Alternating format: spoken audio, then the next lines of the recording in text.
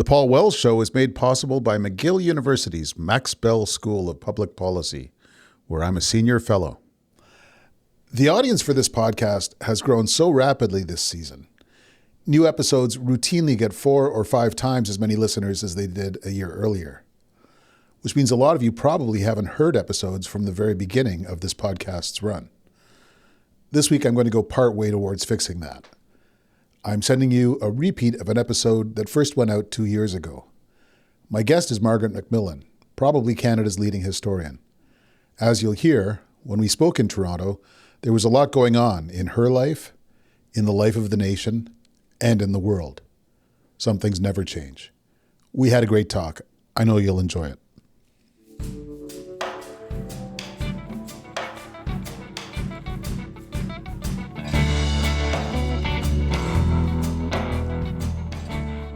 If there's a more famous Canadian historian than Margaret MacMillan, King Charles doesn't know who it is. I've done interviews that covered a lot of ground, but this one covers the world. This cannot be happening in Europe again. Coming up, my interview with Margaret MacMillan. I'm Paul Wells. Welcome to The Paul Wells Show.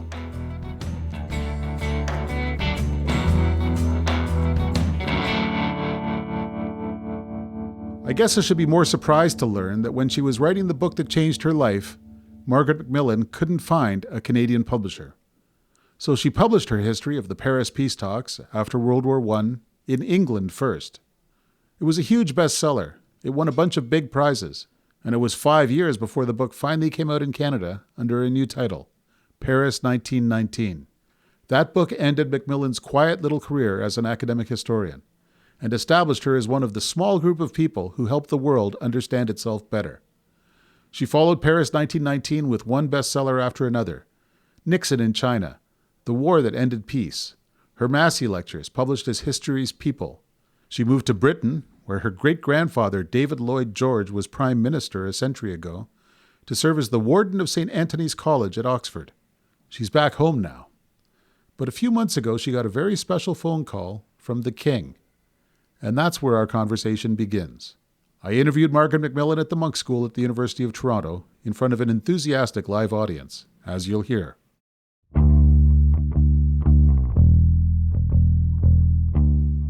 Only 24 people at a time can be members of the Order of Merit. It is the highest civilian honor that the British Crown bestows. And as exclusive clubs go, it makes the Académie Française look like the Sarnia Riding Club. On November 10th last year, it had 18 members, including the physicist Roger Penrose, the conductor Simon Rattle, and the playwright Tom Stoppard. The next day, it had 6 new members, chosen by Her Majesty the Queen, bestowed by His Majesty the King. And those new members included 3 Nobel laureates and Margaret MacMillan, who becomes...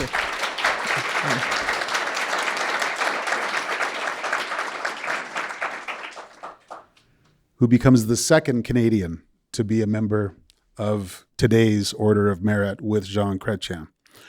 She is dividing her time these days between London and Toronto.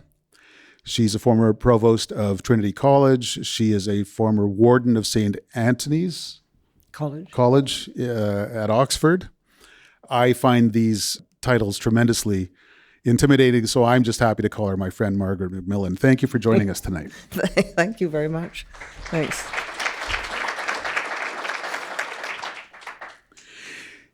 Do you find when you're a historian and there's an awful lot going on that people get in the habit of asking you what's going to happen next?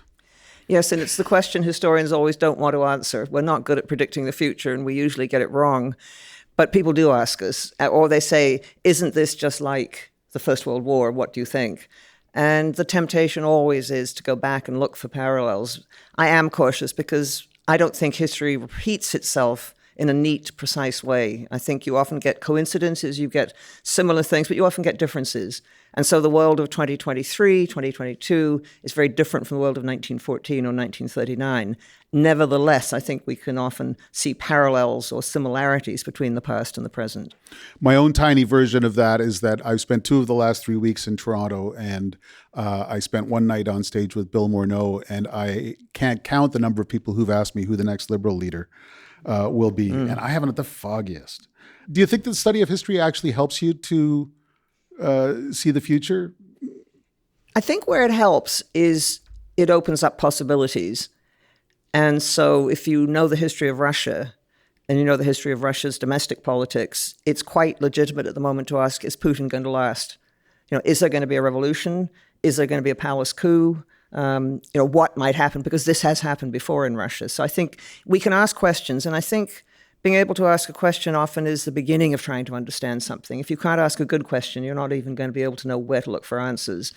And I think it can also offer us warnings. If the coalition, the British and the Americans, had thought a little bit more about the history of Iraq, they would have known that the Iraqis have a tradition of not much liking foreign invaders, not welcoming them with open arms. And history could have helped them prepare for that eventuality. Let's try and establish at least a basic list of the surprises we've lived through over the last year or so. I think, like a lot of people, you were not expecting this war to even be happening. No, I was taken completely by surprise, and I kick myself in a way because looking back, there were so many signs. I mean, once the Russians started moving troops up to the border of Belarus and Ukraine, they were going to have to do something. I mean, once you make that sort of gesture, if you pull back, it sort of fizzles out and you look a bit foolish. And so I think Putin had got himself into a position, and I really do think it's Putin's war. I think without him, it wouldn't have happened, although he obviously has support, at least from some circles in Russia.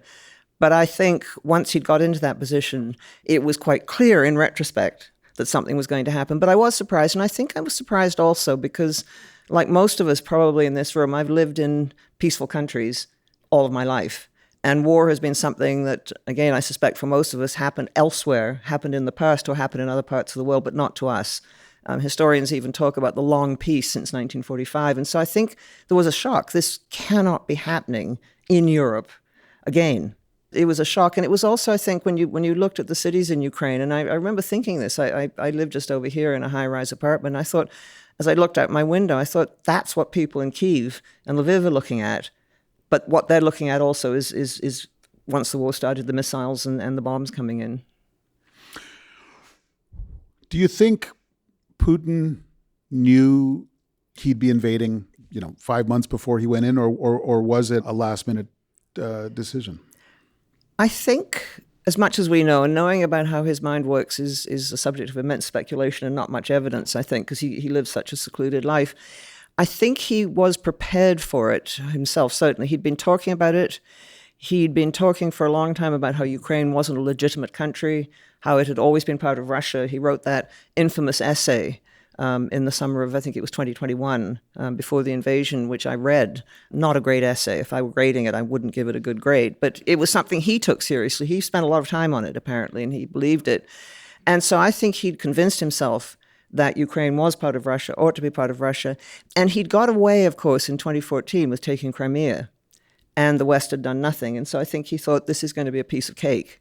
And I think there's another reason, too. I think he found Ukraine increasingly irritating because it was moving away from Russia towards the West. And it was quite clear, for all its problems, and goodness knows, internal politics in Ukraine were messy and difficult, and there was a lot of corruption. But Ukrainians were more and more wanting to identify with the West, more and more wanting to become democratic. And this was a threat, not just to Russia's influence in Ukraine, but to all the Russian influence around Russia. What if Belarusians who had their own demonstrations and showed their own willingness to move out of the Russian orbit, Kazakhstan, all these things I think were worrying him. But I think he also thought, I think he really had convinced himself that this was something that was legitimate. And I think, importantly, he thought it would be easy. I was at the Halifax Security Forum in October, and the head of the Polish army was there. And he said, Putin invaded Georgia. We rewarded him with Nord Stream 1. He invaded Crimea, and we rewarded him with Nord Stream 2. How are we going to reward him this time? Yeah. Which is a Polish way of looking at things. Yeah. And I think people further west have been saying, well, what a bunch of drudges, what a bunch of grumps. And suddenly they're turning out to be the ones who've had a clearer-eyed view of things, people in the neighborhood. Yeah. Well, the Poles have had a long and complicated relationship with Russia, and they know precisely what the Russians are capable of, I think. And they have suffered. I mean, they've suffered from Russian occupation. They've suffered from what Russia did to them in the Second World War when it shared in the partition of Poland with Nazi Germany. So, yeah, I think they don't have many illusions about what Russia's capable of doing. Second surprise, Zelensky lasted longer than the next weekend, and Kyiv has held until this day. Yeah. He's extraordinary. Again, who would have predicted it? I mean, this was a man who made his name as a comedian. But what has come out, and I've talked to people, I've never met him, but I've talked to people who know him, and they say, he wasn't just a comedian. He was a very successful actor. He ran his own company very successfully. He was a businessman as well as a comedian. He had a very good team of scriptwriters, many of whom, by the way, apparently have moved into the presidential entourage with him. And that's one of the reasons why his speaking is so good. He makes really great speeches. But even so, I mean, the fact that he rose to the occasion, and I think what was so impressive at the beginning was his physical courage. That famous moment, and whether it's true or not, I think we like to believe it, when the American said, "We can get you a lift out," and he said, "I don't need a way out, I need ammunition." And the fact that he stayed there, and the fact that his wife has stayed there, and he has this capacity to speak to people. I mean, I've heard him speak on video, and you probably have too, but he has this tremendous capacity to address people and speak to them. And I think he's been crucial. I mean, I think he's been as important as Winston Churchill was in May and June 1940, when it looked like Britain was alone, France was falling, it looked like the Germans were about to invade. And Churchill, I think, was hugely important, whatever you think of his record before or after. But at that moment, he was very important in keeping the British together, giving them some hope, and keeping them in the war. And I think that's what Zelensky's done. It's one of the oldest debates in history between the sort of great man theory and more social history. You sound like you've got at least a bit of time for great man theories and great woman theories. I think it matters who is there at a moment and how much power they have. Take Napoleon. Napoleon was born in Corsica. If he had stayed in Corsica, he would have been a local notable and probably made his neighbors' lives miserable. But when he became head of France, the richest and at the time most powerful country in Europe, he was able to do a great deal with that. I don't think history is made entirely by individuals, but at certain moments of crisis, for example, it really matters who occupies an important office. And if there'd been someone else in the Ukrainian government, I mean, the Russians apparently had a puppet government ready to install. They thought, again, it was going to be easy. If there'd been someone else in office, the Russians might not have had to install a puppet government. They might have found a collaborator, like the Germans did in France. But I think Zelensky was critical at that moment. But of course, there's a lot more to it. I mean, it's not just Zelensky. It's the Ukrainian people. It's the Ukrainian willingness to fight. What's clear, I think, in the fighting is that Ukrainian morale is quite different from Russian morale. It's really important to the Ukrainians to fight. They're fighting an existential war for their survival. You don't hear reports, and I don't think it's just because the Ukrainian government is suppressing them. You don't hear reports about Ukrainian soldiers fleeing or shooting their officers. You get a lot of reports like that from the Russian side. Early in the conflict, I spoke to Melanie Lake, a Canadian Army colonel who led the Canadian training mission of Ukrainian forces shortly before the invasion began. And she said that permissive environment is huge. The Russians are not fighting at home.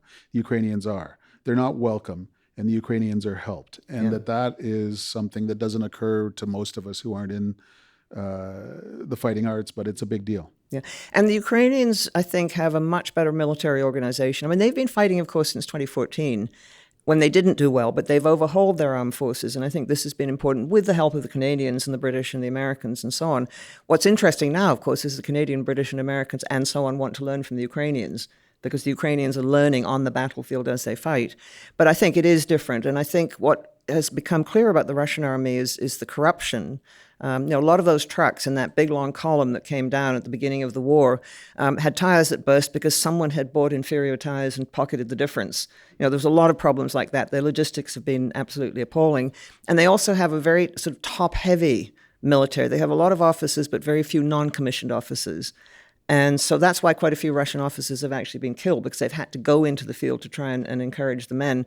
The Ukrainian army is much more, in a way, much more democratic. And you get units that are very tight with non-commissioned officers with them. And so they fight as units. The Russians often don't have that backbone and that support. Perhaps the third surprise on our list would be that when Zelensky asked for ammunition, the West, and led by the Americans, were extraordinarily skittish about providing it. But they have progressively ramped up the provision of assistance, and they're not done ramping it up yet. that year-long story has been extraordinary to watch. It has, and I think we'll probably learn more about it as time goes by. I mean, I would love to have been a fly on the wall in the discussions that took place in Germany recently about the tanks. That must have been extremely interesting. But I think that's the sort of thing that will eventually come out. And I think it surprised, a lot of people in the West that the West did actually manage to pull itself together. And again, I think Putin made the calculation. I mean, he has this view, which is shared by people like Xi Jinping, that the West is decadent, it's divided, it can never make up its mind, it won't fight.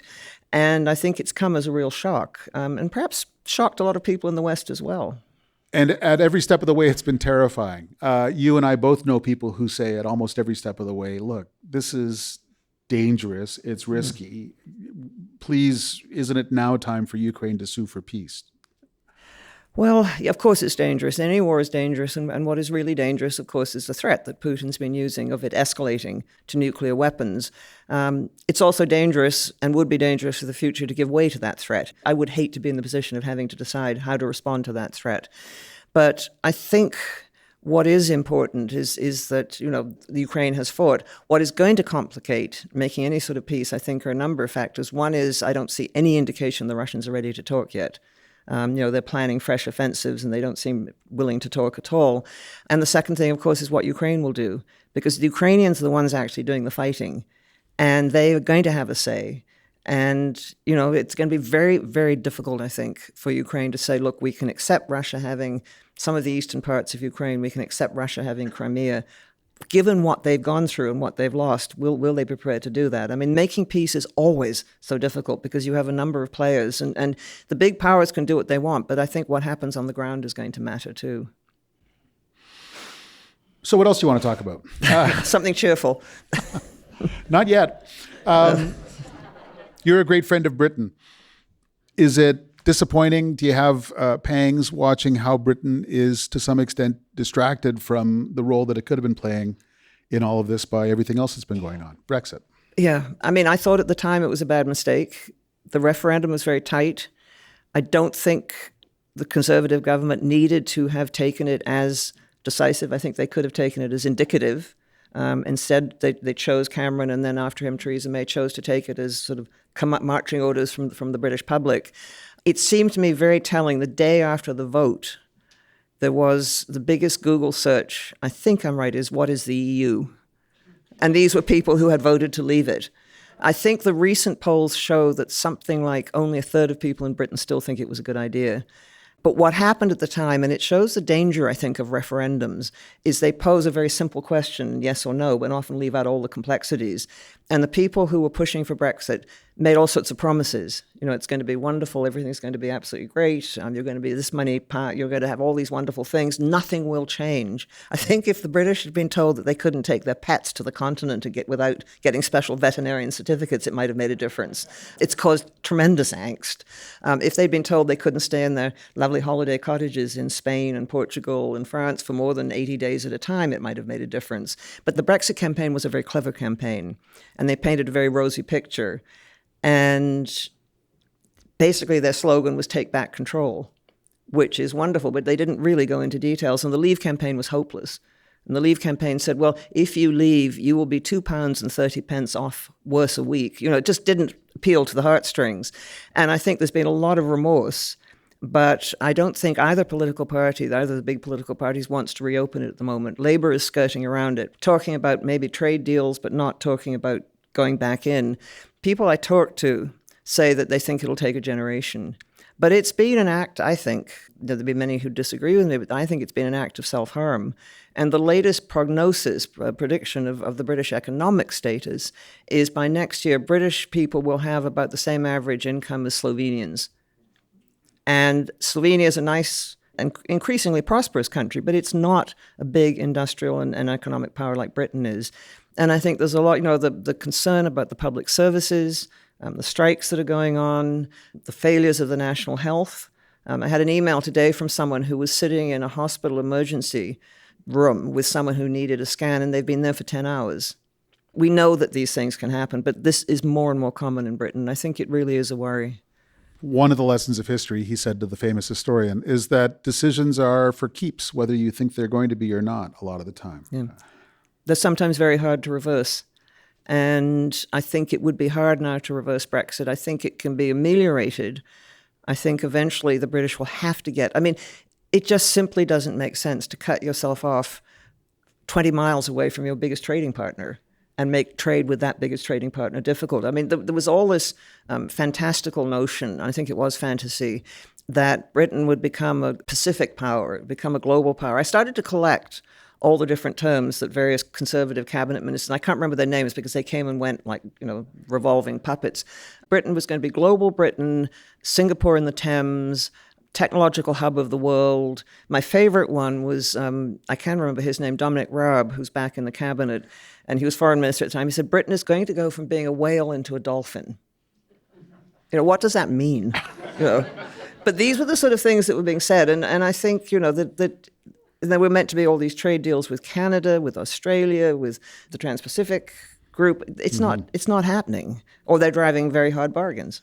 I mean, with the best faith in the world and with real interest in having a new solid trade deal between Canada and Britain, it hasn't happened yet. No, and we are very good at negotiating tough trade deals. Another thing that I found fascinating, I haven't quite, the statistics, the figure may be wrong, but on the day after Brexit, I was asking someone in Canada, how many full-time trade negotiators do we have? And it's something like 1,200, isn't it? Yeah. And we have to, because we have to deal with the United States and other countries in the world. Britain had 12. Yeah. Because they haven't had to do it, because the EU had done it all for them. Britain asked whether we could spare some. Yeah. Could you send over Steve Verhoeven or whoever, because Brussels has been doing all the negotiating, and suddenly we have to negotiate with Brussels, and we're told they're good at it. Yeah. Exactly. No, and what the government didn't do, they had a very good representative in Brussels, a man called Ivan Rogers, who knew Brussels inside out and was quite a tough character. And I ran into him at something, and I said, well, I guess, now that the government's planning to leave, they're going to consult you because you're never in Brussels. He said, they don't want to talk to me because they think I've gone native. He said, that's what they've said to me. They think I see the Brussels point of view.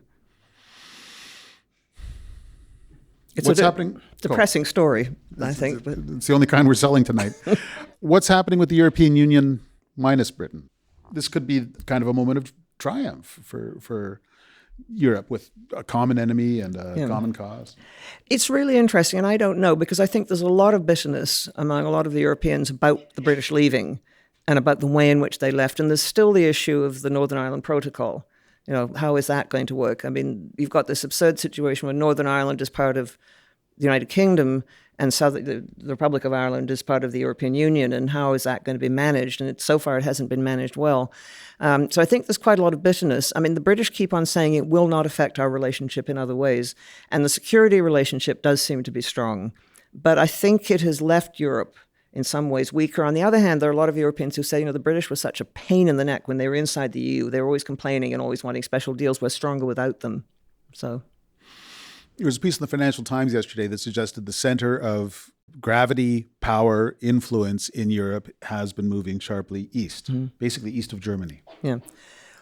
Well, Germany too, though. Germany's always, in a way, been the reluctant center of the European Union, and now it's having, and you can see the difficulties it's causing them. There's apparently a new word in German, the Scholzing, which means to dither this way and that, which the Chancellor tends to do. But I think Germany is having to take more of a leadership role. It's having to take more responsibility for defense matters. And this has been, I think, an important shift. And yes, I think the Poles, the Hungarians, in their own rather peculiar way, at the moment under Orban, are making more running for the EU. And I think you're right, it's moved that way. And if Ukraine comes in, it'll move still further east. You spent several years, essentially 7 or 8 years, mostly in Britain, with a gig in Britain. 10 years. You've been spending more time home in Canada since. Do you get any sense that Canada changed while you were busy elsewhere? No, because I always came back a lot, and I consider myself to be Canadian. I am Canadian, and it's my home country.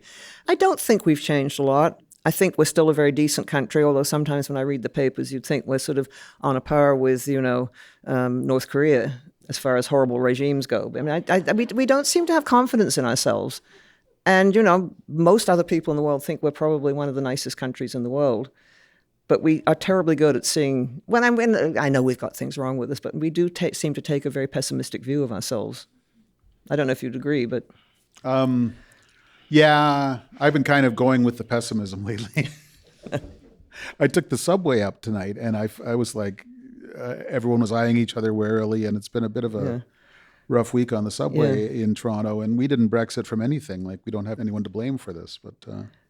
No, of course we have social problems. And I think, COVID, I think, has exacerbated them, possibly. And I think, we have a real problem. I mean, I think, these incidents on the TTC, I think, have been very worrying.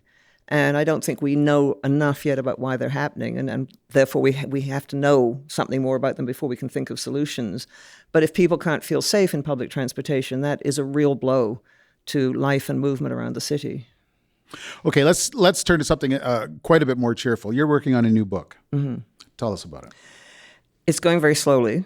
And I'm getting emails occasionally from my publisher saying, when can we expect to see something, which I dodge. I lose those emails rather quickly. I'm writing a book on the Second World War. I'm moving gradually up in the 20th century. I've mostly written about the First World War. So I'm moving up to the Second World War, and I'm writing about the relationship between the big three in what was called the Grand Alliance. So the Soviet Union, Great Britain and its empire, and the United States. And of course, I'm going to write about the three people who were heads of those countries because they were important, but also because they're fascinating: Churchill, Roosevelt, and Stalin. And I'm trying to look at how they tried to plan for the post-war world, because we're living in the world still that they created. And so I'm trying to understand how it came to be created out of the war. And they spent a lot of time, even during the war, as they were dealing with huge strategic matters, they just spent a lot of time thinking about what next. And so I'm finding it very interesting indeed. It's probably a touchy question. Was there any sense in which Stalin was trying to be constructive? I think he thought that he could work, and I think he hoped that he could work with Britain and the United States.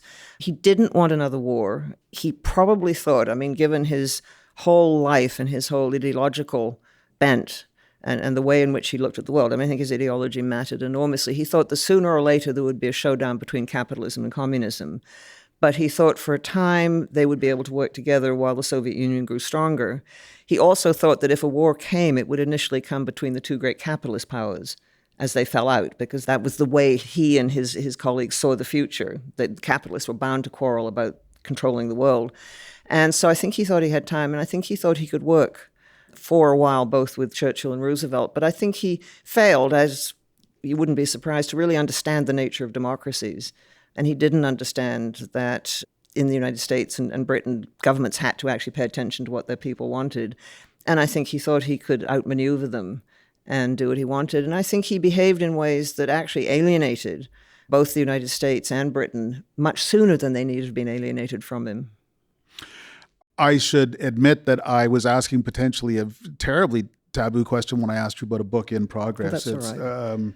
I don't like to be asked about anything I'm writing. Are you that extremely rare writer for whom this process goes more or less smoothly, or? No, of course not. Not at all. No. Whenever I'm starting a book, I've started this one, so I've got beyond that stage. But usually when I'm starting, I think I have to do a bit more research before I start. And then I said, I reached the point and I said, I really have to sit down and start writing it. And then I think I'm coming down with something. I've got a headache. I think I've got flu. It's probably something more serious. I think I better go and lie down. And, I realize now that as soon as I start writing, I feel, my headache's gone. I feel much better. So I don't mind. I haven't quite reached the point where every morning when I get up, I just want to go on writing. I'm still struggling a bit. A friend of mine once said it's like going up a hill, and then suddenly you start going down, it just gets a lot easier. Have you found this? If you can see the end in sight. So I wrote a big book about Stephen Harper a decade ago, God save me. And I remember writing the last page of it and thinking, I haven't enjoyed any of this. Could it be the subject?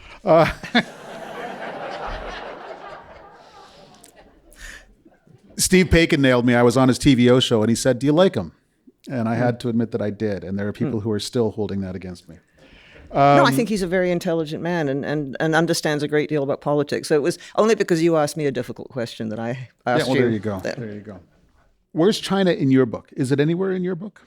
It will come in because China was, Chiang Kai-shek was there at a couple of the big Allied conferences in Cairo. And I've discovered he kept a diary. which is quite interesting. It was expected that China was going to be one of the major fronts in the war against Japan.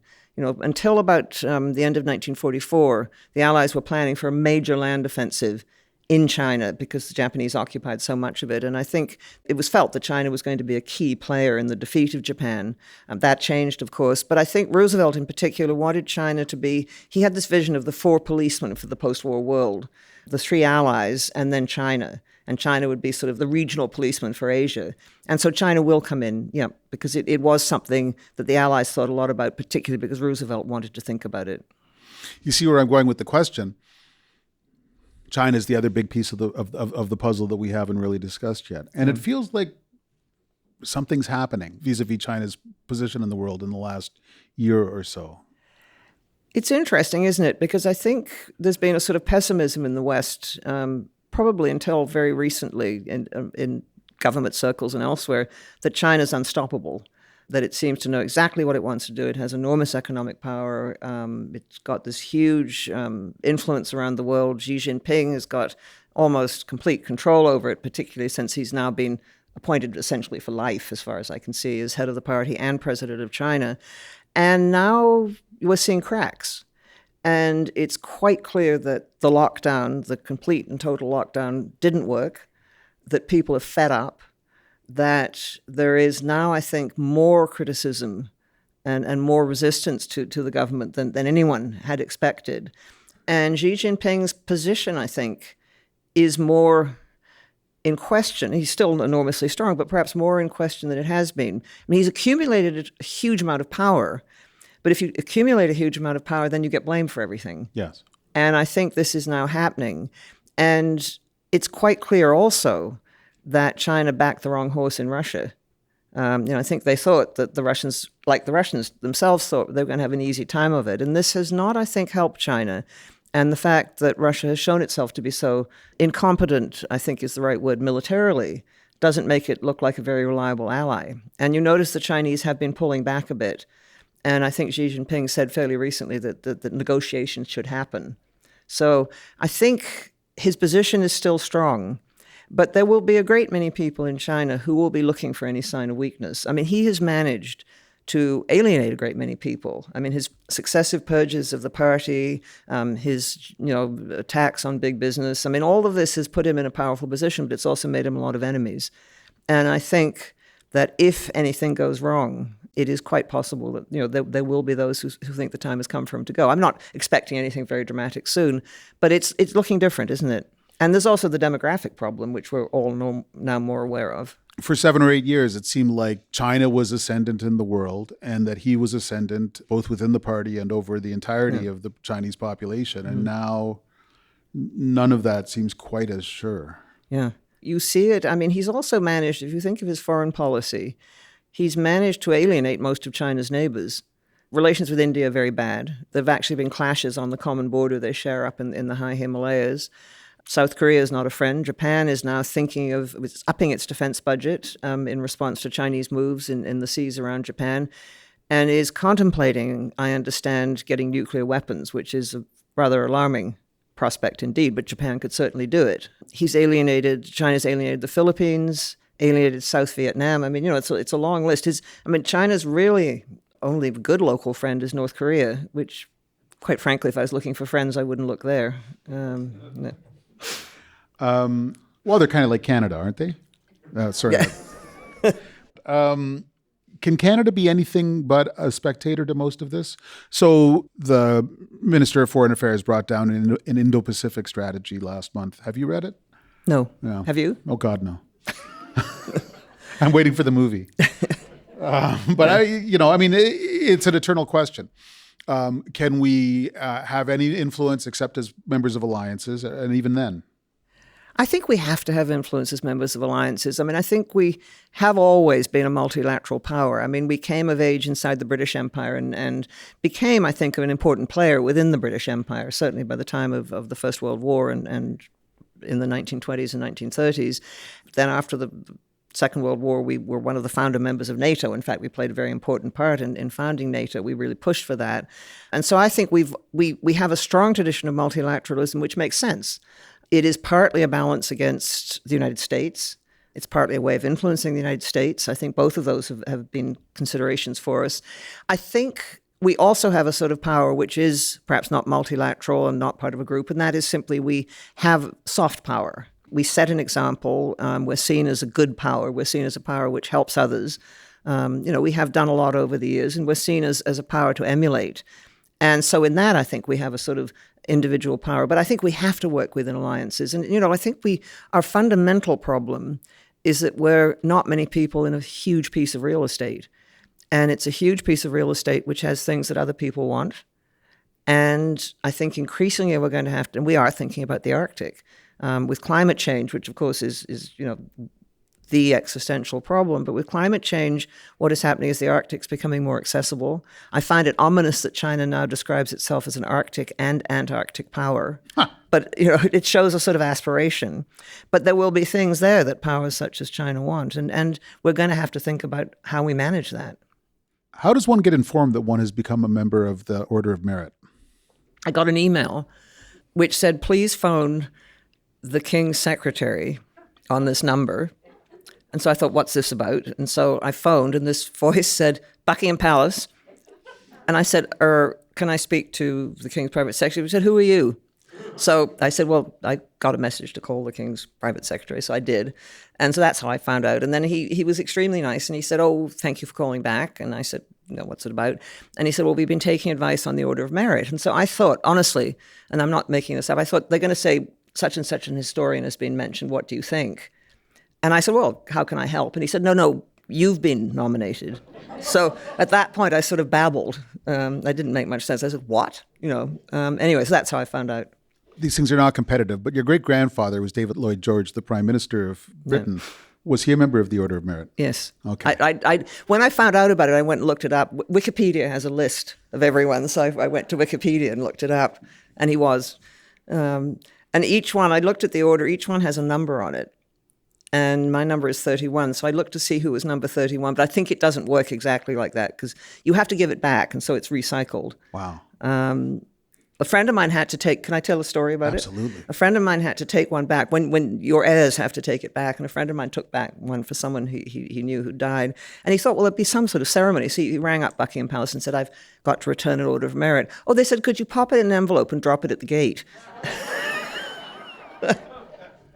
Anyway, mine is carefully hidden in Oxford. I'm terrified of losing it. This is why I have, as you might have heard earlier, just a tremendous sentimental attachment to all of this, even though my deal with the royal family is I support the institution if I get to ignore the people. But this tie with Britain gives us all this weird stuff to think about. I know. And I never in my life thought I'd get a decoration like this, but it is quite nice, and it's quite nice to think of others who've had it. And it's quite nice to be, it's more than nice to be in this extraordinary group of people. It is quite something. Well, it must be just tremendously touching. Yeah, it really was. Did you meet the King? I did, because he presented them to us. It was all actually done in St. James's Palace, and we were each allowed to bring one person with us. I brought my youngest brother, who was very sweet and came especially for it. And we were told what to do. And they said, you don't have to curtsy if you don't want to. Because I thought I'm going to fall over for sure, because I'm very tall and rather clumsy. Anyway, but I did a sort of curtsy, and the King was very nice and presented us to us all, and then we had lunch, which was nice. What do you do when you're not doing history? I play tennis very badly. I see a couple of my tennis friends here, and they can confirm that. Huh. I read other things. For some reason, academics love murder mysteries.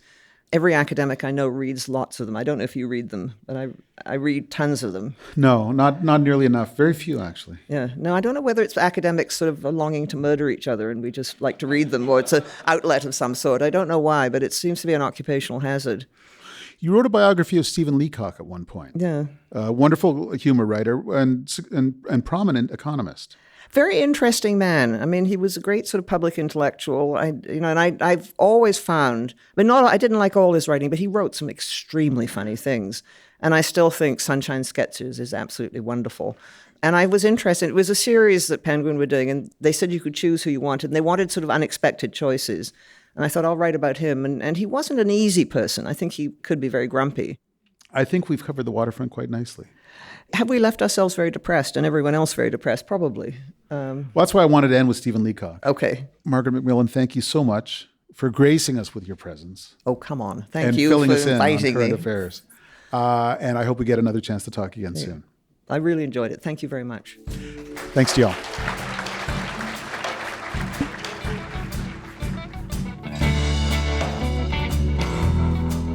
Thanks for listening to The Paul Wells Show.